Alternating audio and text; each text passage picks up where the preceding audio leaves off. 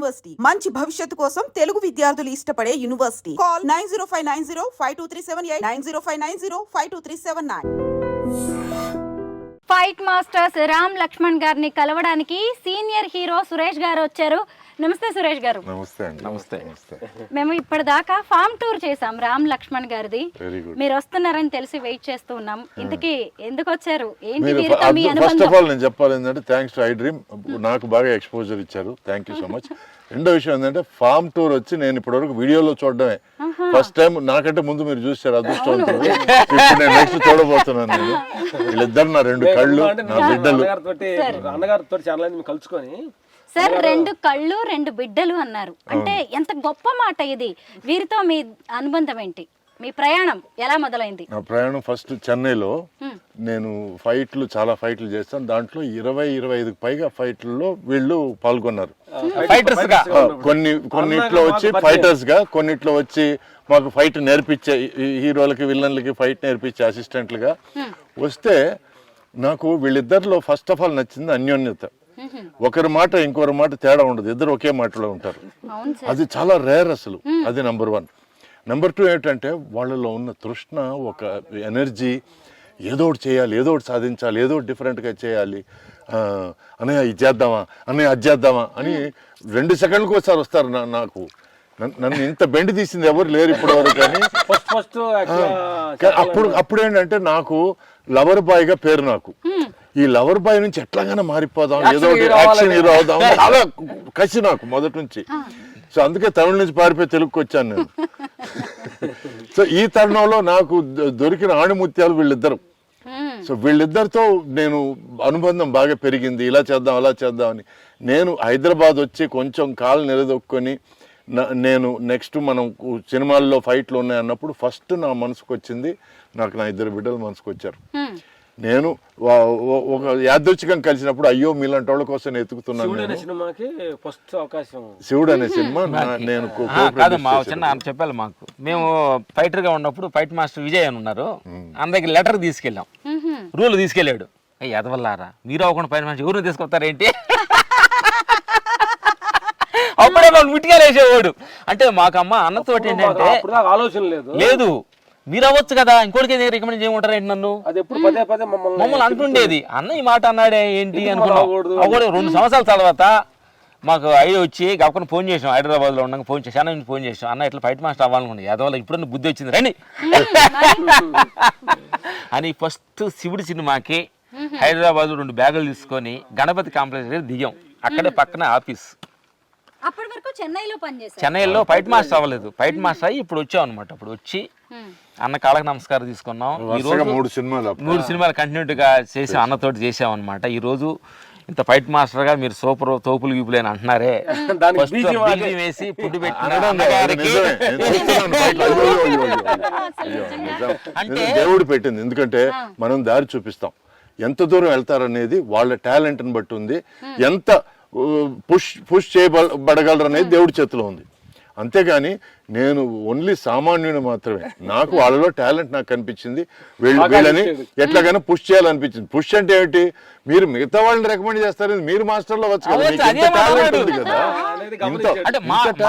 ఏంటంటే మాలో టాలెంట్ మాకు తెలియదు. భగవంతుడు సాక్షిగా రూల్ తీసుకెళ్ళి రియల్ గా ముట్టికాయలు పడి చేశాడు. ఎదవల్లారా మీకు ఎంత టాలెంట్ మీకు అవ్వకూడదు అంటే ఏంటి, మేము ఫైట్ మాస్టర్ అనేది మాకు డౌట్ వచ్చింది. అన్న తర్వాత అప్పుడు ఆలోచన స్టార్ట్ అయింది, ఓ మనం ఎందుకు అవ్వకూడదు అనేది. టాలెంట్ ఉంది, శ్రమ ఉంది, కృషి ఉంది, తెలివితేటలు ఉన్నాయి. ఎందుకంటే ఒక ఫైట్ డిఫరెంట్గా ఉండాలి అనే తెలివితేట వాళ్ళు మాట్లాడే ప్రతి క్షణం వచ్చి ఫైట్ల గురించి, షాట్ల గురించి, ఏది ఎట్లా చేస్తే బాగుంటుందని ఇదే మాటలు తప్ప ఊర మాటలు లేవు. అది నాకు బాగా నచ్చిందండి. ఎందుకంటే నాకు ఊర మాటలు అంటే ఇష్టం లేదు. ఎవడో ఏదో చేస్తున్నాడు, ఎవరితో ఏదో చేస్తుందంటే ఏదో వాళ్ళకి అయ్యింది చేస్తున్నారు, మనకి ఎందుకండి అవన్నీ. మనకి మనం దేనికి వచ్చాం ఆ పని చేయాలి, ఇంటికి వెళ్ళిపోవాలి అంతే. ఇది నాకు బాగా సింక్ అయ్యారు వీళ్ళు. సో నాకేమనిపించిందంటే దేవుడు కరుణిస్తే మాత్రం వీళ్ళు చాలా దూరం వెళ్తారనేది నాకు గట్టి నమ్మకం.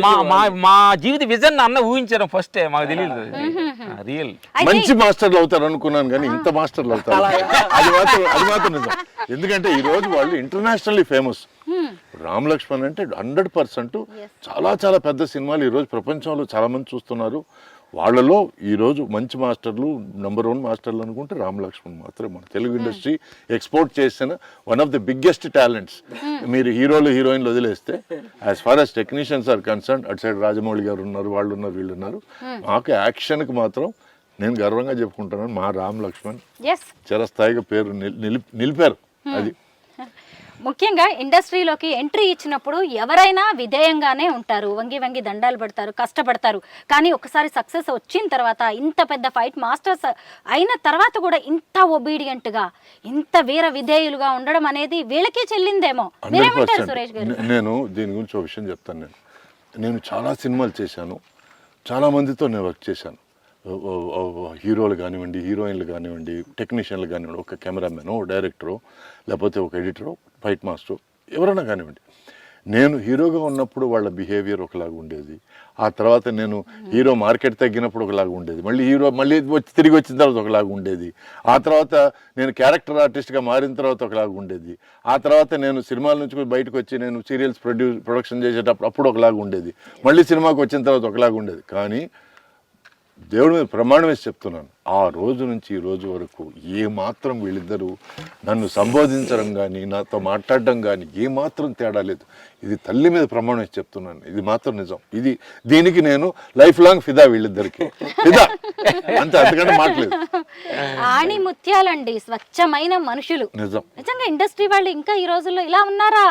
ఇంకా పాతకాలం మనుషుల్లాగే కూడా అనిపిస్తుంది. ఎన్నో చూసొచ్చారు కదా వీళ్ళు.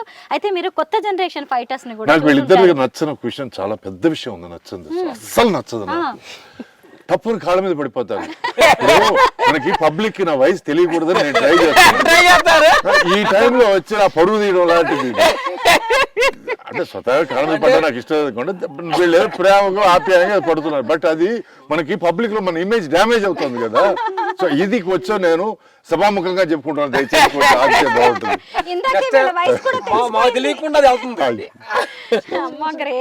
తల్లి అంటే నేనేంటంటే చూస్తున్న ప్రేక్షక దేవుళ్ళు కూడా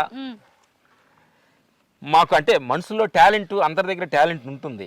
అది కొంచెం సమయం సందర్భాలు వస్తుంది. ఒకసారి సమయం టాలెంట్ ఉన్నప్పుడు ఉండొచ్చు, అది మధ్యలో ఆగిపోవచ్చు.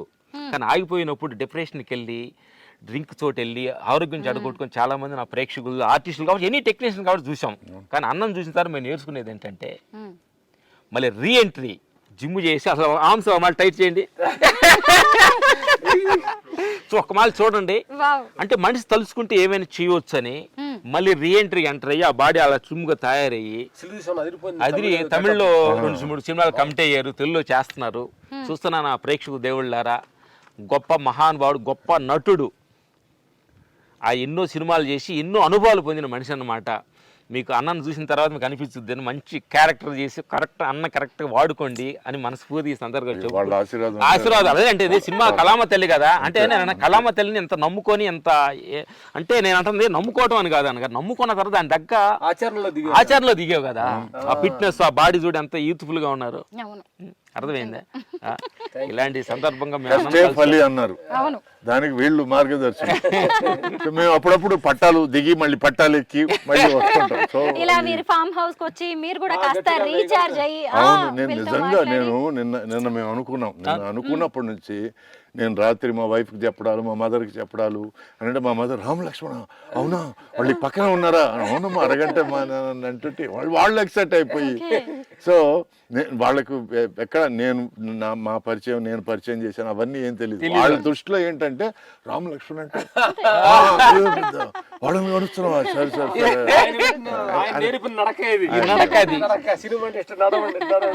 ఇప్పటిదాకా ఒక్క మాట మాట్లాడలే, పంటి నొప్పి అని. మీరు రాగానే చూడండి ఎలా మాట్లాడుతున్నారు,